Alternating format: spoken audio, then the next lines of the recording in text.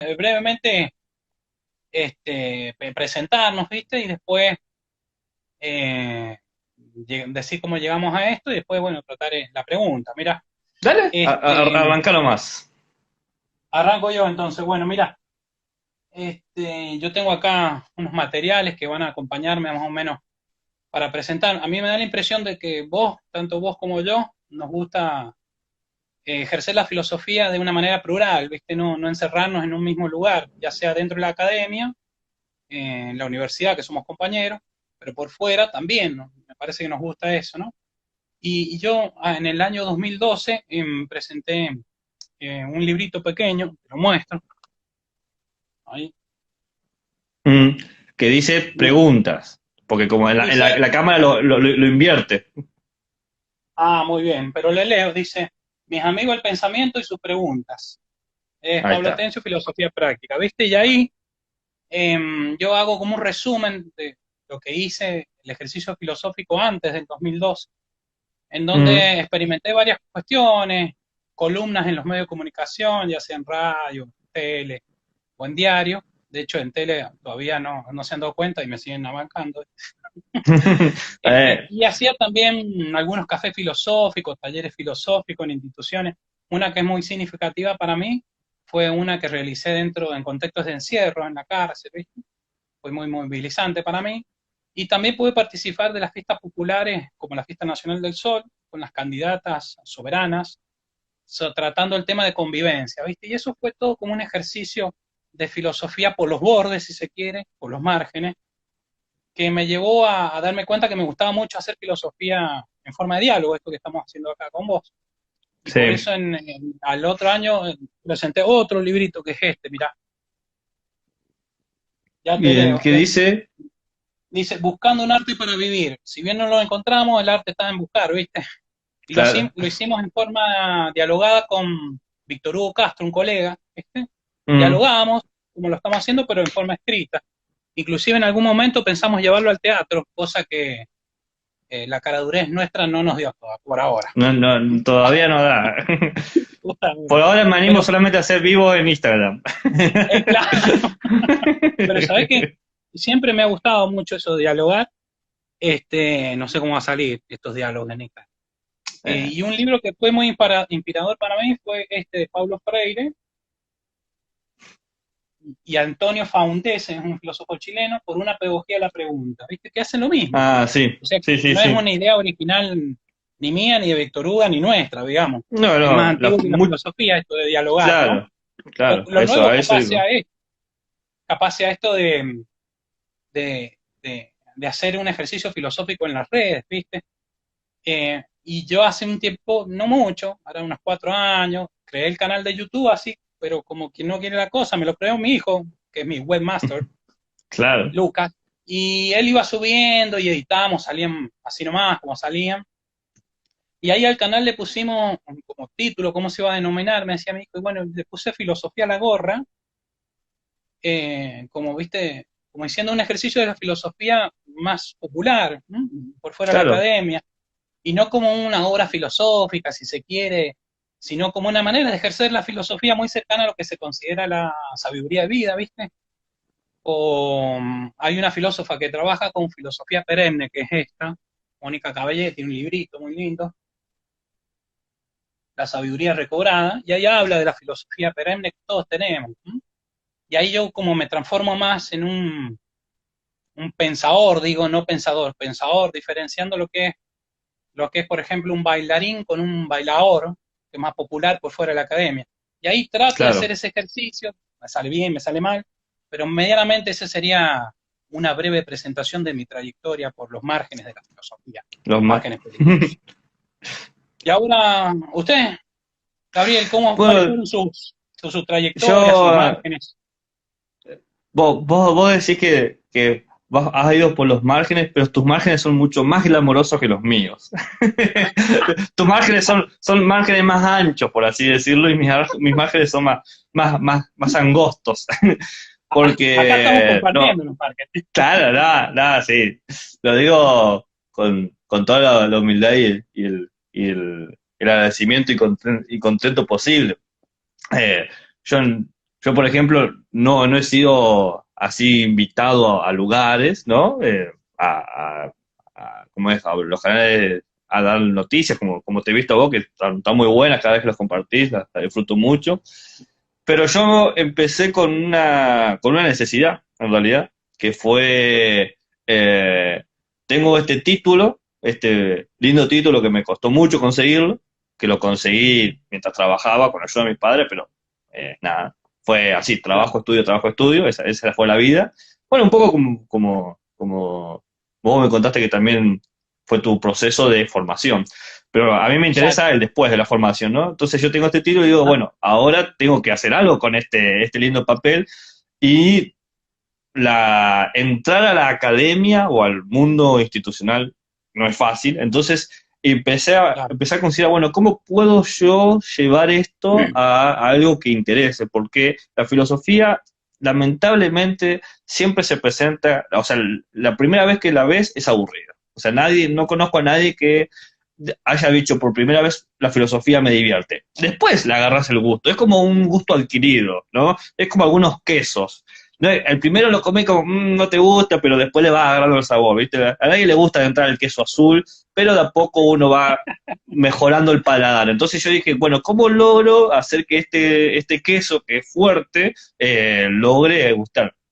Y empecé a relacionar algo, una cosa que a mí me interesaba mucho, que era el cine, ¿no? Empecé a hacer cursos de cine y filosofía. Qué Con bueno. muy poco éxito, pero iba gente. O sea, meterle 5 personas, 6 personas. Y, Qué bien. y ahí empecé a encontrar como ciertos elementos, mm, más allá de lo filosófico, más allá del libro de texto de filosofía, qué sé yo, La República de Platón, para decirte una pastilla para dormir, Claro. que es sumamente interesante, pero es un libraco así gordo. Pude encontrar en películas como, qué sé yo, La invasión de los cuerpos vivientes, que es una película del terror, que toman cuerpos y los ponen en vainas tipo de lenteja o de arvejas y crean dobles. Y entonces yo empiezo a hablar, bueno, a ver, ¿cómo funciona la idea de la duplicidad en la filosofía, pero Ujú. a través de la película? O sea, el relato cinematográfico, el relato visual, tiene elementos filosóficos. Y así, desde ese hebra, de ese hilo, empecé a encontrar, digamos, otros ovillos para armar que van con la música, que van con los memes, con los GIFs, y me empecé a acercar a esta cuestión de la divulgación, por así decirlo, por otros medios. Al principio me hice una página de Facebook que se llamaba, yo no me acuerdo el nombre que tenía, era algo así como Filosofía y Joven, una cosa así, eh, Ajá. y yo subía notas como un blog, ¿no? Por Facebook, esto Claro. a los inicios de Facebook, cuando Facebook todavía era un blog, subía notas sobre pensamiento filosófico. Luego lo cambié a educación para jóvenes y luego dije, esto lo podría convertir en algo más dinámico, porque me di cuenta que el texto era como muy apretado, el blog como que había caído en la agonía gracias a estas cuestiones de lo dinámico, la videollamada. Entonces dije, Ajá. bueno, puedo hacer un podcast, ¿no? Que un podcast es Claro. una radio enlatada, es una grabación de audio tipo radio que la subís y la escuchás en cualquier momento.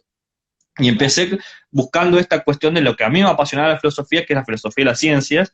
Entonces dije, ¿cómo logro juntar algo que es? O sea, ya la filosofía es aburrida, la filosofía de la ciencia es como para que te saque de espanto y no te conviertas vos en un ingeniero, ¿viste? ¿Cómo hago que alguien se aleje de por vida de esto? Filosofía de la ciencia. Entonces inventé esta imagen de el epistemólogo ebrio, alguien Claro, que muy bueno. cuando está en un bar, o sea, hablar de filosofía en un bar, hablar de reflexión en una mesa con amigos, o sea, que el que se le suelta la lengua por el hecho de estar envalentonado con el alcohol, ¿no? Eh, que esa embriaguez nietzscheana, esta cuestión de que te motiva a conversar, y, y me, y me traía un poco una práctica que yo hago, no es que me emborracho, sino que todos hacemos con nuestros Sí. amigos. O sea, te juntás con tus amigos y empezás a hablar de la vida, de lo que qué puede pasar con esto. O sea, ¿quién no se juntó con alguien y empezó Claro. como dicen ahora, a volar? Estuve volando, ¿no? Bueno, ese volando en realidad tiene mucho elemento de la filosofía. y yo creo que hay mucho jugo ahí para poder sacar. O sea, y así terminé haciendo el podcast que mal que mal, ahí está, sigue moviéndose. Es más, yo el Instagram que tengo y todas mis redes sociales están unidas en eso.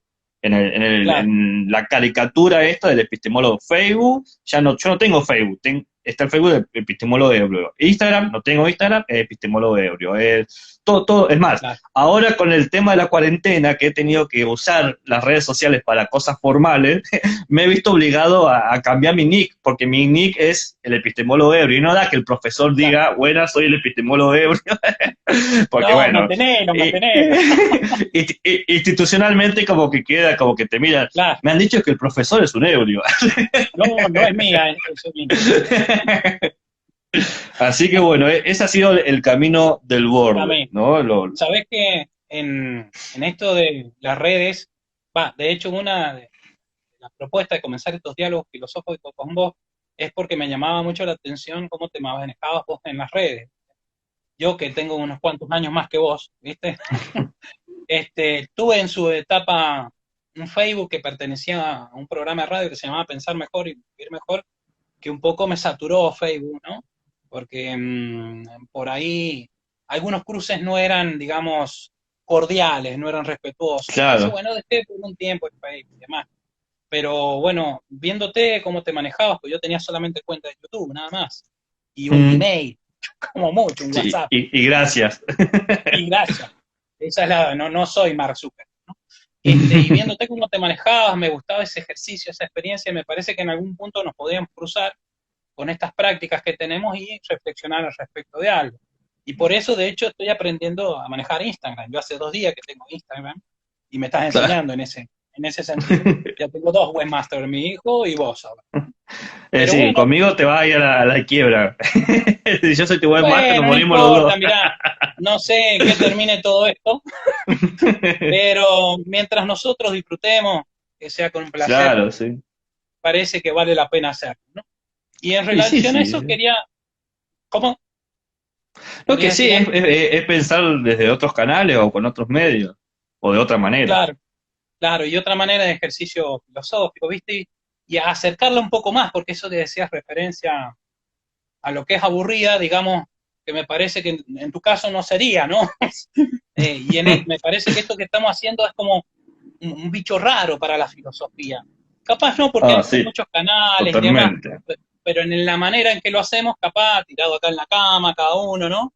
Con Claro, este orden, sí, sí, con los gatos ahí.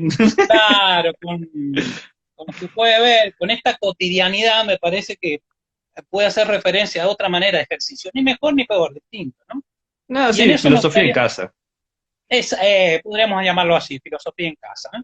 Pero, y en eso me interesaba mucho reflexionar como es una pregunta, por lo menos en el día de hoy, veremos luego qué sucede, qué sale, que Sí, tiene cuáles que son los ver, caminos. exacto, que tiene que ver con la pregunta, con tanto exceso de información que vienen de todos lados, redes, medios y demás, ¿cómo haces? Esta es la pregunta, sería, ¿cómo haces para determinar cuándo una información es falsa? Te escucho, Gabriel. Sí, mira, esto cuando estuve escuchándote, me acordé una cosa. eh, Del último año de facultad, que era el quinto, ¿no? Eh, Cuando llegó el momento de decir, o sea, estaba a punto de decidir cómo voy a vivir o cómo voy a usar esto para vivir, ¿no? Cómo voy a usar para llegar a fin de mes y lo que sea, ¿no? Porque hasta ese momento yo llegaba a fin de mes con otros medios, otros trabajos, no, no eran malos trabajos, pero tampoco eran los trabajos que me apasionaban. Yo fui toda mi carrera, fui heladero, ¿viste? De heladero de grido y nada. Ah, qué bueno. Me permitió llegar a fin de mes y hablar con mucha gente, ¿no? Ah, Estoy a su servicio. El servicio de gente creo que es un entrenamiento necesario para todo el que quiere ser cordial. Y en ese último año yo estaba como, digamos, no una crisis existencial, pero sí con mucha duda de cómo voy a resolver esto. Y encontré buscando, un no filósofo, un mago. un mago encontré. Literalmente alguien que hace magia, ¿no? Como David Copperfield, que como mago, bueno. Este mago se llama James Randi. ¿Lo conoces? No, James no. Randi. James Randi fue un mago que por 30 años, un mago que, bueno, se llevó todos los grandes premios de los magos internacionales, o sea, se ve que hay una academia de magos del mundo que es muy prestigiosa para los magos, ¿no? O sea, como nosotros tenemos nuestros premios de filosofía, como el premio de Spinoza, ¿viste? Que es muy Claro. prestigioso para la filosofía, bueno, había premios de los magos. Y él se dio cuenta que había grupos de gente que usaba los trucos de magia que él había aprendido para asombrar y para entretener, para engañar, Ajá. para, para vender esperanzas y, ¿cómo se diría?, embaucar a la gente. Por ejemplo, le hacía creer que los curaban, qué sé yo, de cáncer y le sacaban eh, tripas del estómago, pero en realidad le sacaban menudo de pollo. Pero los movimientos, luces y sombras, y nada, te cobraban grande. Entonces él empezó una gran No es cuestión de campaña, magos solamente. claro, no, Cuestión de magos. totalmente, sí, sí. Y él empezó una gran campaña para justamente desmistificar a estas personas, poner la evidencia, porque el tema no era que hacía los trucos de magia, el tema era que embaucaban a la gente, les vendían esperanzas y les sacaban toda la plata. Ah, Y él empezó a decir, ¿cómo me doy cuenta yo de que algo es falso? Que a eso voy, ¿no? A eso iba. O sea, me ajá, encontré con esta persona que usaba sus conocimientos para quebrar prejuicios, para desandar caminos, para desmentir ideas, y él usaba la magia. Entonces, empezó a explicar que él lo primero que se pregunta es, ¿qué tan obligado estoy yo a aceptar esto? Porque si yo veo algo que se me parece plausible, voy a estar, ¿cómo se diría?, predispuesto a creerlo. Pero plausible no significa que está comprobado.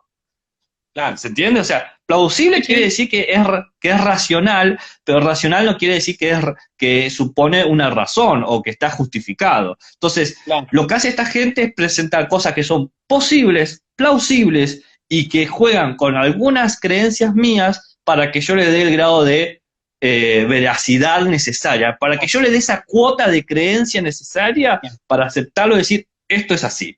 Entonces yo dije, bueno, con la filosofía puedo hacer lo mismo. Yo creo que la filosofía, en ese sentido, tiene que funcionar un poco agresiva. O, como decía Deleuze, una filosofía que no te incomoda, no te insulta, no es filosofía. O sea, Claro. la filosofía tiene que funcionar para estas cosas, ¿no? Para eliminar el prejuicio. Y en eso, Entonces, ¿cómo? Gabriel, en eso el humor es central para que sea incómodo y a la vez no tanto, ¿viste? Digamos, Claro, para hacer ese la ejercicio. acidez del humor, la acidez del chiste, de la Claro, gracia, te pone lo irrisorio, lo ridículo, ¿no? claro, Entonces yo creo que te desmitifica, porque no podemos claro. adorar a lo ridículo, como hacían los bailes No, de los bufones, ¿no? En los bufones que desmitificaban al exacto, rey burlándose, ¿no? O como, bueno, exacto. no sé si has visto una vez a Dicky del Solar Sí, sí, sí, o sí. Sí, estos personajes de sí, YouTube que desmistifican ciertas imágenes y entonces exacto. no las podés sostener. Y bueno, yo creo Podríamos que decir para poder, sí, decime. que el filósofo en este sentido puede ser un buen bufón, pero no ponerse en el Sí, lugar no, del serio, ¿no? no, Desmitificar una obviamente, falsedad siendo un bufón, digamos. como decía Demócrito, la risa nos torna sabios, es así, Exacto. o sea. Entonces, ¿cómo me doy cuenta que una información es falsa? Cuando juega con la plausibilidad y con las creencias, pero no con justificaciones. O sea, ese sería como el primer paso para dar cuenta del engaño. ¿Vos cómo haces? O sea, en tu Bien, camino, si vos te mi ves la camino, noticia, porque está lleno de noticias ahora, y más camino. sobre los temas de la cuarentena, que vos decís, ¿y ahora a qué dato le creo? Sí, igual Ortega y Gasset decía que somos lo que creemos, o sea que Mm, dejar de lado la creencia es peligroso, ¿eh? Pero es muy difícil saber en qué creer, ¿no? Mira, y quiero decirte y aclararte primero que yo he caído más de una vez en informaciones falsas de los medios de comunicación y las redes sociales. ¿No?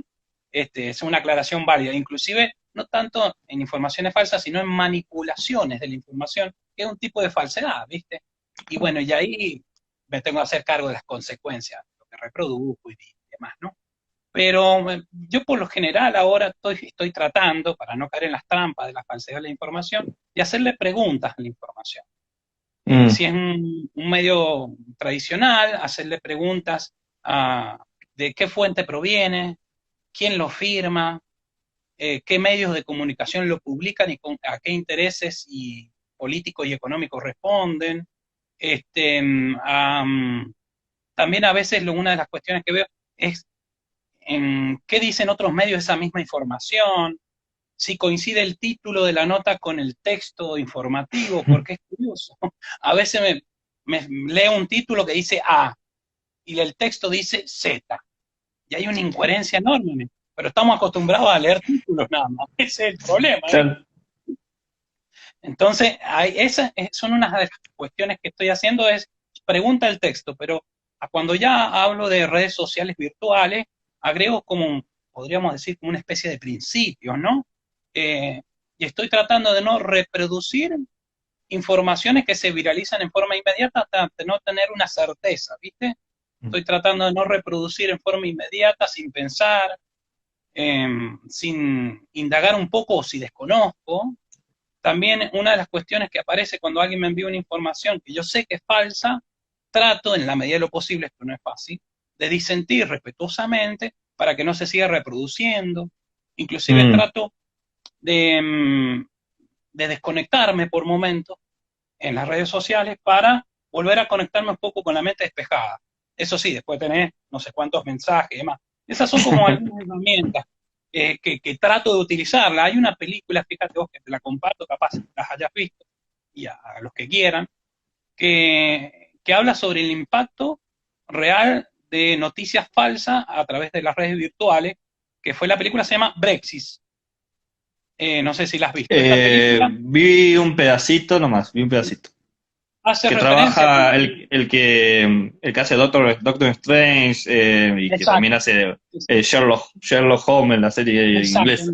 Ajá. Sí, sí. Bueno, ahí trata cómo el Brexit en realidad fue producto, entre otras cosas, de una manipulación en el exceso de información en las redes sociales. Me parece un dato como para tener en cuenta, porque si no nos aseveramos un poco de la información, esto puede ser muy peligroso. Inclusive ahora, en algún punto, o sea, en algún sentido, la Inglaterra se está lamentando del proceso de salida de la Unión Europea. Pero todo esto me ayuda un poco a ver, si se quiere, la falsedad o no de una información eh, a nivel, si se quiere, de pensamiento, pero también escuchándote a vos, mmm, digamos, la cotidianidad de trabajos extrafilosóficos. Yo antes de estudiar filosofía, así como vos lo hacías, yo hice toda mi carrera también trabajando, siendo papá de familia, ya con 2 niños y demás. Y bueno, y el contacto con la gente, saber escuchar más que hablar, que es un tema que tenemos pendiente nosotros los filósofos, me ayuda Sí. mucho a discernir entre algo que puede ser falso o inverosímil, si se quiere, porque la connotación de falsedad, viste que tiene un prejuicio alto, ¿no? O una connotación negativa, si se quiere. Y eso también me ha ayudado, he trabajado como chofer, he trabajado vendiendo CTI en una importadora, y eso me ha dado un ejercicio para determinar cuándo algo es falso y verdadero, más allá de las preguntas que te comparto o de los principios, si se quiere, ¿Y también cómo te es ese comparto. ejercicio que fuiste tomando mientras trabajabas en estos casos, en esa situación? Ese ejercicio, y en principio, verá, yo he trabajado como chofer, he trabajado vendiendo CTI, he trabajado en una importadora, he trabajado, no soy dueño de un banco, pero trabajé en un banco, y ese ejercicio tenía que ver con, mira, yo tenía una persona que era como mi jefe, creo que se llamaba Luciano, ya no me acuerdo, ha pasado el tiempo. Y él me insistía y me dice, mira, si vos querés ser un buen vendedor, cosa que no lo soy, o si querés atender un buen trabajador, tenés que escuchar más de lo que hablar. Yo tenía Mm, que escuchar. Y esto me ha servido inclusive para la filosofía después también. Más allá que estamos muy acostumbrados a hablar nosotros, ¿no es cierto? Digo, los nos de formación encanta. filosófica, nos encanta, pero me parece que la filosofía, en ese sentido, para determinar, te puede ayudar la falsedad y la verdad, escuchar antes de hablar, ¿viste? Y no doy el paso de prejuzgar. Eso ya, otro Ah, gasto. sí. No saltar ese paso, tratar de tomarnos un tiempo para escuchar y analizar.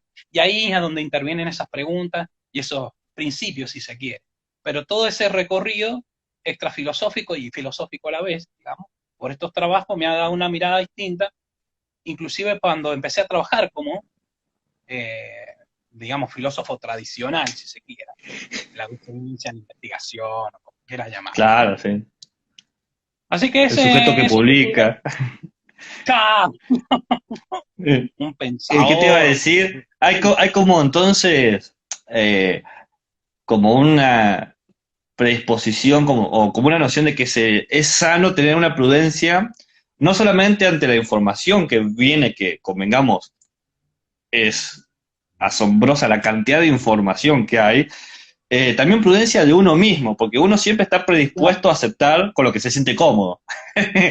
Claro, tiene que ser así, obvio, porque como yo lo veo así, es así. Entonces, es difícil ejercitar esa prudencia hasta con uno, con las Exacto. pasiones o la emoción.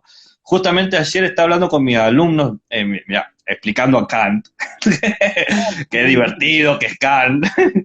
Una cosa que les costaba entender y que era interesante, la discusión que se armó era que yo a veces trato de caricaturizar el autor para que se entienda una idea. Entonces digo, acá no le importa tu felicidad, decía. Acá no importa si estás feliz o triste, vos tenés que cumplir el deber y punto. Si te pones triste, ese es tu problema, eso es algo egoísta tuyo. Bueno, acá está esa cuestión media kantiana, si se quiere, de manejar esa predisposición de no, tiene que ser como yo, con las cosas que yo me siento bien, o el mundo tiene que ser acomodado a mi forma, ¿viste? O mi Exacto. lógica, y nada, es sano decir, no, pará, quizás lo que, el zapato que me queda cómodo a mí no es el zapato que le queda cómodo a todo el Exacto. mundo. O ¿por qué tiene que usar zapatos? Exacto. A eso yo podría agregar, comparto, a mí podría agregar una cuestión que tiene que ver con el ejercicio de reflexión y lo que nos queda cómodo a uno y a nosotros, ¿viste? Yo por lo general creo que nadie piensa sola, pensamos con el otro, ¿viste? Inclusive Mm, cuando reflexionamos, ahí viene la palabra etimológica, speculum, despejo, y nos miramos y le hacemos preguntas. Hasta en eso necesitamos reflexionar con el otro, pero el riesgo de siempre reflexionar en soledad con uno mismo es mm, que nos engañamos fácilmente también.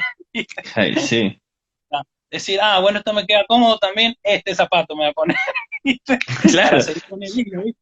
Y este, si bien somos, es justa la apreciación que haces sobre Kant y su indiferencia a la felicidad, me parece que hay que tener en cuenta que necesitamos esa reflexión no solamente en soledad con nosotros mismos, sino con el otro. Y ahí venía yo el tema de comparar sobre la información falsa de un medio con otros que dicen otros medios.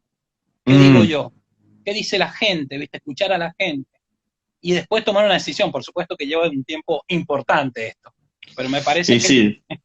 que es muy significativo porque puede tener alguna significancia en las conductas nuestras que hacemos cotidianas, ¿no? Mira, ahí me hiciste pensar así.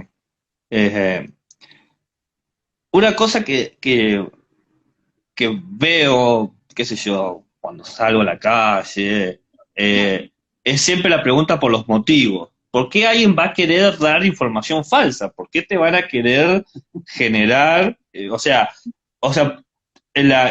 digamos, como un contraargumento. ¿Cómo no voy a creer esta información? ¿Qué ganan con darme una información que no es precisa, que no es exacta, que no es correcta? O sea, Uh-huh. bueno, entonces yo te pregunto a vos, como filósofo de la calle, a la gorra, ¿qué ganan? ¿Qué es lo que ganan? Como buen filósofo usted pregunta y no después. No, te tiro la Mirá, pelota y después si querés yo la agarro. no, podría responderte con otra pregunta. Dale. Este, eh, ¿Pueden existir motivos para dar información falsa en por ejemplo, con el coronavirus? ¿Pueden Mm. existir motivos para dar información falsa, digamos? Yo creo que sí. O sea, yo creo que hay desde de la ignorancia o sea, ahí está. Por un lado, aquel que genera desinformación sin malevolencia, sin Sin una conocimiento. intención, claro, sino que simplemente por torpeza, por error, o por desconocimiento, por falta de práctica, por prejuicios, por la biografía que lo atraviesa, que yo he visto. Un ejemplo tonto, me tuve un ejemplo de cómo una conducta puede reproducirse y eso ya genera una cierta desinformación, que es cuando veo que hay gente que utiliza el tapabocas por acá o acá. Claro, entonces a mí me da mucho apuro por decirle el tapabocas te tiene que tapar la nariz, ¿viste? Esa conducta, suponte que es un padre o una madre de familia, entonces el hijo y la hija o la tía van a usar el tapabocas así porque se reproduce la conducta.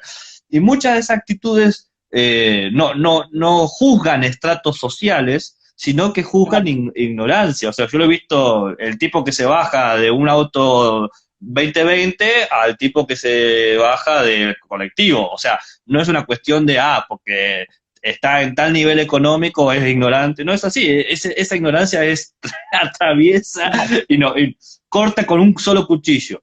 Después tenés la desinformación, me parece a mí, que viene con el tema de yo leo la realidad desde mi ideología. Entonces, fuerzo los datos para que se acomoden a mi perspectiva, ¿no? Como el que está locamente enamorado y no ve las señales del engaño, ¿viste? Claro, por eso decía Dice, la no reflexión. no me engañó, la persona en el placar en realidad es el fontanero, ¿viste? O sea, esa cuestión de que no es engaño, fuerzo Claro. los datos a mi ideología. ¿Qué ibas a decir? Ahí hay dos puntos que me parecen importantes, disculpa que te corte, que uno No, es no, pues, no engañarse, ¿viste? El ejercicio que hacía de reflexión, ¿viste? Y la necesidad de la alteridad del otro, para que te claro. ayude a darte cuenta, ¿viste?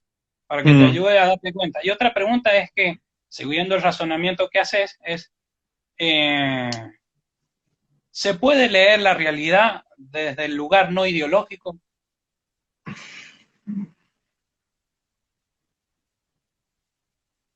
¿O hablamos desde un no lugar, si se quiere? Mm. La verdad que es un tema porque suponte que te digo que no, la respuesta sería, esa es una ideología. Es como la paradoja del mentiroso. Ahora estoy mintiendo. Bueno, pues si te estoy mintiendo, te estoy diciendo la verdad, y si te digo la verdad, te estoy mintiendo. O sea, eso es una postura. Yo creo que tiene que ver con quizás cómo establecemos, de qué tipo de ideología estamos hablando. Quizás hay que hacer, como todo filósofo, el paso atrás. A ver, Definí. si yo te digo ideología, que es una forma de ver al mundo, y no podés hablar de nada sin ver al mundo desde una perspectiva, de una cosmovisión. Pero si yo te digo de ideología como un sistema de pensamiento ya reproducido por un número específico de gente que lo sigue para justificar sus acciones, y quizás hay discursos que no están estructurados, hay discursos Bien. que se pueden establecer sin necesidad de estar tan comprometidos. Un discurso no comprometido con estas estructuras ideológicas que puede ser también puede tener esa estructura, es comunicarse mediante stickers, como hacen los adolescentes, que te manda sticker A, sticker B, sticker C. ¿Cuál es la Va. estructura de esa? ¿Cuál es la ideología que hay ahí, no? Es un producto cultural, no te niego eso, pero ¿dónde está la ideología ahí? Ya es difícil poder buscar. Entonces, Va. y hoy en día se están haciendo muy famosos los stickers de el actual presidente, que cada vez que vos decís algo dice, qué sé yo, no me gusta, 40 días más de cuarentena.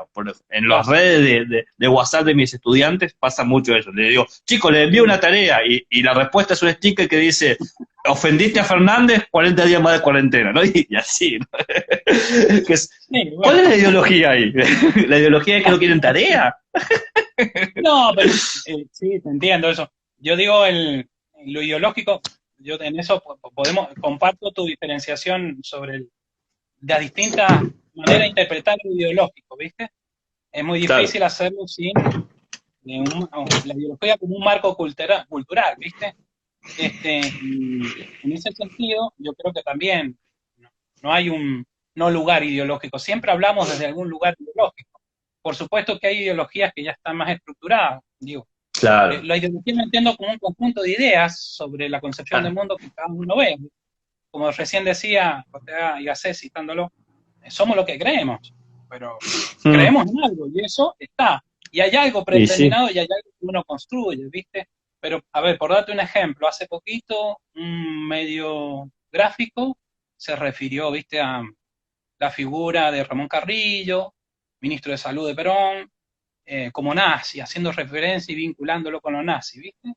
Y de repente, si uno investiga, indaga, hace ese proceso de preguntas que yo te decía, se da cuenta que en realidad lo único que tenía de certeza esa información es que en la década de 1930 creo que viajó a capacitarse, Ramón Carrillo volvió. Y todo esto en el marco de ese medio yo veía, ¿viste? En referencia porque está la posibilidad de que en un billete salga la figura de Ramón Carrillo. Entonces digo, ¿esto es falso o es lo que yo te decía, o es manipulado, ¿viste? Por supuesto, estoy leyendo desde mi concepción ideológica, digamos, que va cambiando día a día. Pero me parece que está bueno lo que decís de agregar y visibilizar desde dónde hablo yo también, y desde dónde miro ese medio de comunicación, si es falso o no.